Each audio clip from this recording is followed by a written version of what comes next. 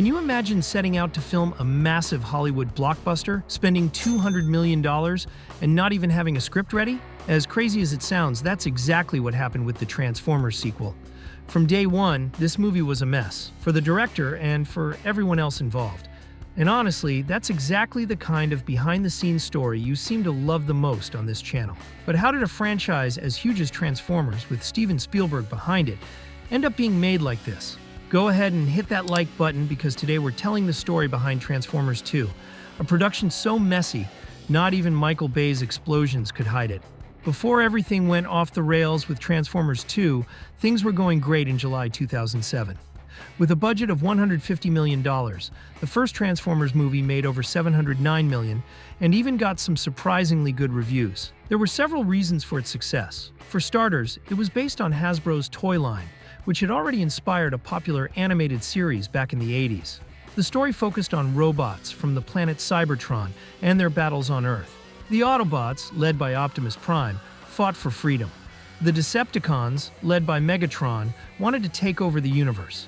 Both sides could turn into vehicles, cars, trucks, planes, whatever you can think of. Another reason for the success was the top-level creative team behind it. Steven Spielberg produced it through his company, DreamWorks. It was directed by Michael Bay, known for his loud, over-the-top action movies. The script was written by Alex Kurtzman and Roberto Orci, who added a coming-of-age story right in the middle of all the chaos. And when it came to casting, audiences instantly connected with the lead couple. Sam Witwicky, a regular teenager who becomes a hero, and Michaela Baines, a tough and fearless girl. These two roles launched Shia LaBeouf and Megan Fox into stardom. Because of how big Transformers had been, DreamWorks quickly gave the green light for a sequel, but no one could have guessed that everything that worked the first time would fall apart in the sequel. To match the success of the first movie, Spielberg wanted to bring back the same winning team. Bay said yes immediately. He still wanted to dig deeper into the story and its characters. LaBeouf and Fox joined soon after. LaBeouf wasn't totally confident about how he played Sam. He was hoping for roles that would challenge him more. But he trusted Spielberg and trusted Bay. The last ones they needed back were Kurtzman and Orci, who were now two of the busiest writers in Hollywood. When they were asked to return for Transformers 2, they said no at first. Their schedules were packed. Spielberg and Bay met with other writers, but none of them felt like the right match. They needed Kurtzman and Orci, so they offered them a bigger paycheck. The duo agreed, on one condition: they wanted to bring in another writer to help. They chose Ehren Kruger, who had worked with them before. He was also a huge fan of the original Transformers cartoon. Now, as a team of three, the writers were set to earn $8 million. With the full team back, pre-production for Transformers 2 kicked off in September 2007. DreamWorks had so much faith in the movie, they gave it a $200 million budget, $50 million more than the first film. They also announced the release date, June 26, 2009. Everything was running smooth like Optimus Prime flying down the highway. And then, Hollywood shook. The first problem was like the snowflake that triggers an avalanche. Right after signing the deal, Kurtzman, Orci, and Kruger got together to share ideas. But they knew the industry was going through a strange moment. All three were part of the Writers Guild of America, also known as the WGA, and they knew that on October 31, 2007, the contract between the Guild and the Alliance of Motion Picture and Television Producers, the AMPTP, was going to expire. They also knew the talks to renew that deal were not going well. The WGA was asking for better royalties from DVD sales and from new platforms like streaming, which was just starting to grow. But the AMPTP ignored those demands. That's when the first rumors of a writer's strike started going around. Hollywood unions often organize massive strikes to make their voices heard. These strikes can go on for months, causing huge losses and putting movie and TV projects on pause. The strike rumors started to worry Spielberg and Bay. Filming for Transformers 2 was set to begin on June 2, 2008. And they didn't even have a basic story in place. Without a script, there was no way to manage everything a production that size required, like hiring actors, picking locations, or planning the visual effects. Bay still hoped the unions would make a deal, so he met with Kurtzman, Orci, and Kruger.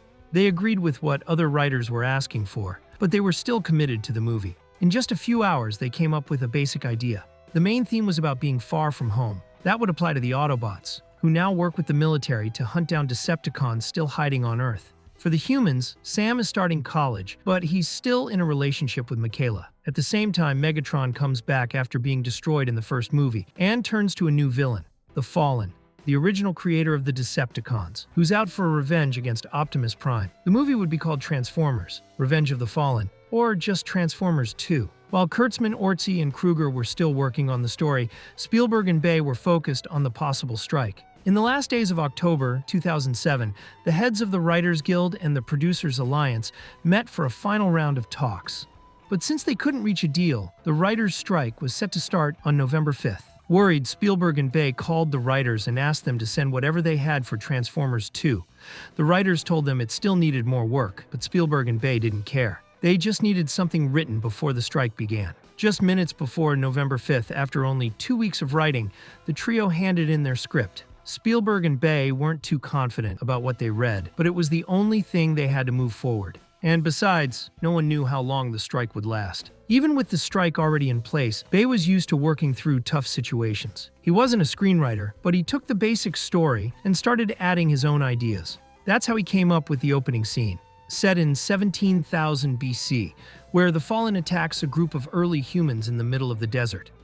But wait, didn't the Transformers arrive on Earth for the first time in the last movie? Well, that was just the first of many plot holes in the final movie. Bay didn't care.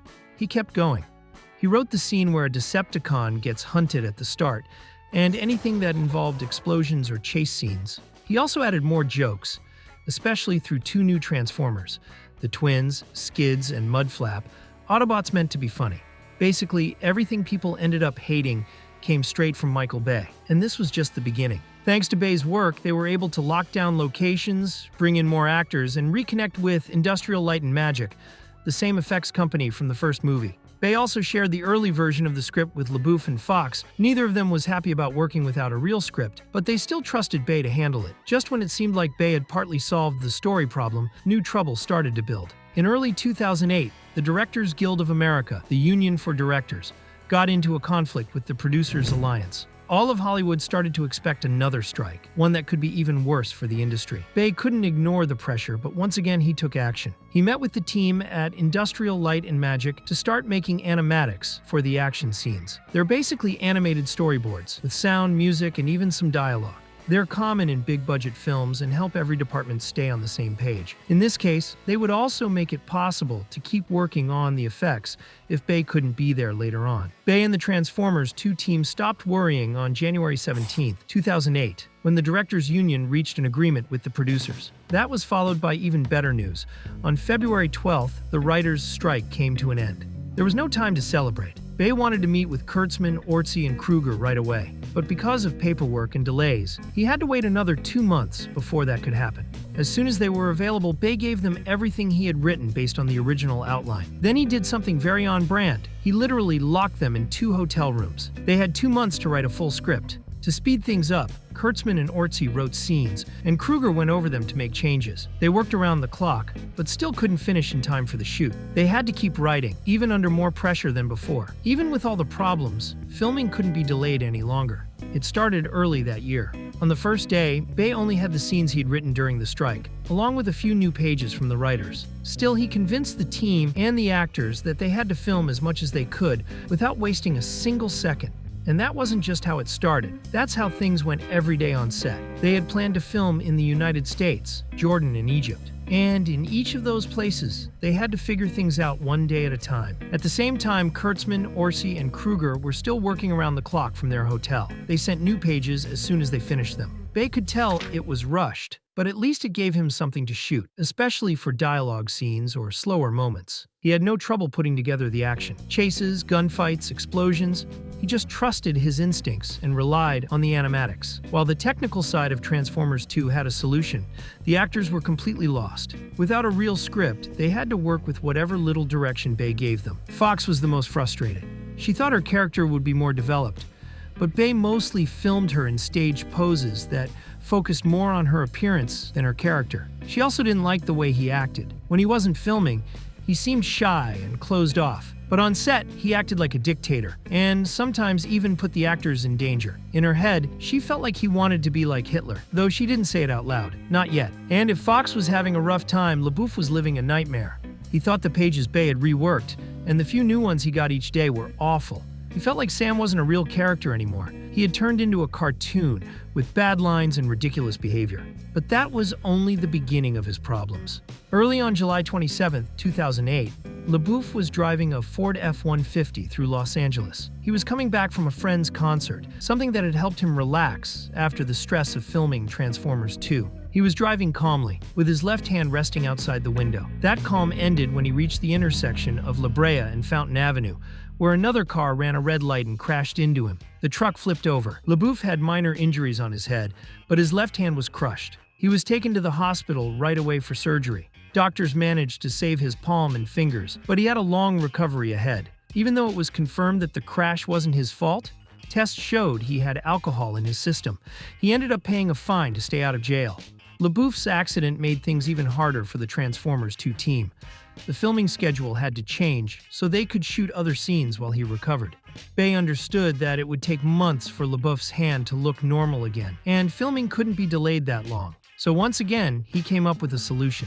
First, he thought about hiding the cast in some shots. Then he considered covering it up with visual effects. But in the end, he decided to include the injury in the story. LaBeouf agreed. He wanted to get back to work, even before he finished his recovery. When he returned to set, Bay had already planned a scene where Sam and Michaela are transported to the Egyptian desert by the Autobot Jetfire. When they land, Sam injures his hand and ends up with it wrapped in bandages. Despite all the problems, Bay only went a few days over the original schedule. Filming ended in November 2008. After that, he went straight into post-production. Even there, he still had to deal with the lack of a complete script. He tried to piece together the scenes to make the story somewhat coherent, even though it was never a plot he believed in. He focused on the action, using fast editing and support from Industrial Light and Magic to hold it together. At least now, he figured he was done dealing with injured or frustrated actors. But what came next was every director's worst nightmare. Thanks to the work of Bay and his team, Transformers 2 was finished on time and ready for its release on June 26, 2009. The press screenings came first. Spielberg and Bay were already expecting bad news, and they were right. Critics destroyed the movie. They didn't just complain about the lack of a real script. They also went after the performances and the endless CGI.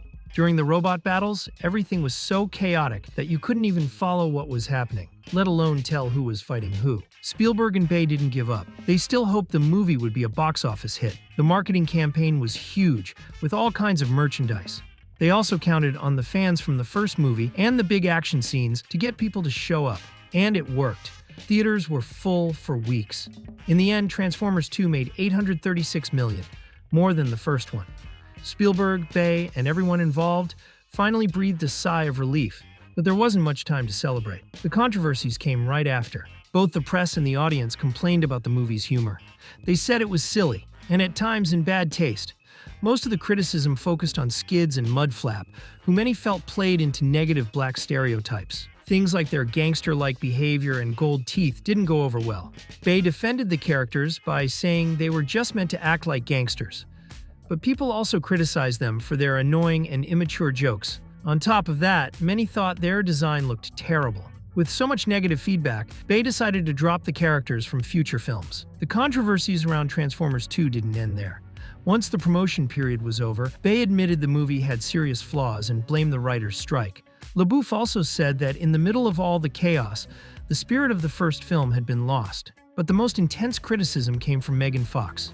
She publicly called out Bay, and even compared him to Hitler. At first, Bay tried to ignore it, but later, in an interview, he said making movies isn't always a friendly experience. He called her ungrateful, and reminded her he was the one who put her on the map. Spielberg, on the other hand, was furious about the Nazi comparison, and decided to remove her from the franchise.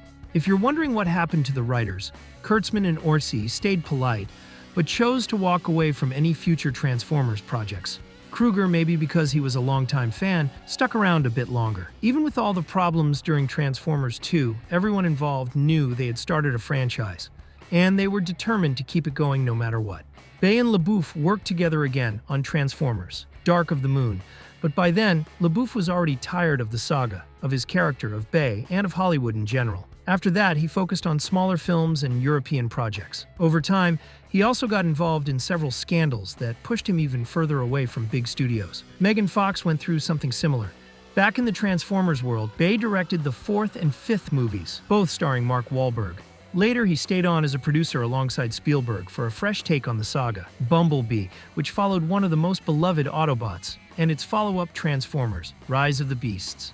In the end, Bay and Spielberg showed that they would always be connected to the franchise, no matter what problems came their way. Transformers 2 was planned as the big sequel to a major hit, but it was held back by problems that started from day one. Even though the team got it done, the process ended up being a tough ride for everyone involved. Today, it stands as a clear example of how a Hollywood strike can impact a movie. And it also shows that even big-budget films, filled with talented people, can take hits that feel straight out of a Transformers battle.